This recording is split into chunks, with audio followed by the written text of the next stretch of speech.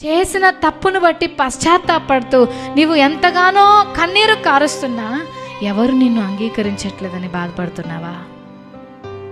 నీవు చేస్తున్న తప్పు అయిపోయింది, జరిగిపోయింది, ఇక నన్ను ఎవ్వరూ అంగీకరించట్లేదని నీవు ఒంటరిగా ఉండి ఏడుస్తూ ఏడుస్తూ ఏడుస్తూ కుమిలిపోతున్నావా?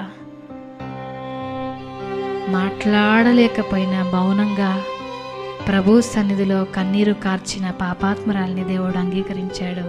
నిన్ను కూడా ప్రభు అంగీకరిస్తాడు. హల్లెలూయా! నిన్ను అంగీకరిస్తాడు.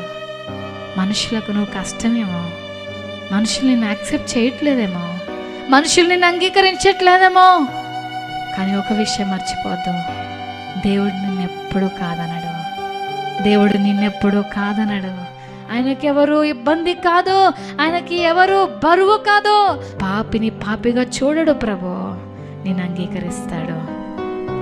ఈ మాటలు వింటున్న నీవు నిరుత్సాహంలో నన్నెవరు క్షమించరిక, క్షమాపణ నాకు దొరకదేమో, ఇంకా నేను ప్రజలలో తిరగలేనేమో, ప్రజల్లో అందరిలో ఒకలా ఉండలేనేమో, ఇక నా జీవితం అయిపోయింది, ఎవరు నన్ను అంగీకరించరు అని బాధపడుతుంటే ఈరోజు ప్రభు నీతో మాట్లాడుతున్నాడు. బాధపడటం మానేసి ప్రభు దగ్గరకు రా. కన్నీళ్లతో ఆయన పాదాలు పట్టుకో. లోకము తృణీకరించే లోకంలో అంగీకరించే ప్రభువు నీకున్నాడు. ఆయన దగ్గరకు రా, ఆయన దగ్గరకు రా. నీ కన్నీళ్ళు ఆయన దగ్గర కార్చు.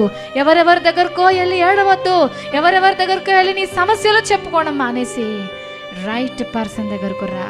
ప్రభు పాదాలు పట్టుకో. నీ విలువైన కన్నీళ్ళు ఆయన పాదాలను తడుపుటలో ఉపయోగించు. తప్పకుండా ఆయన చలించిపోతాడు, ఆయన అంగీకరిస్తాడు.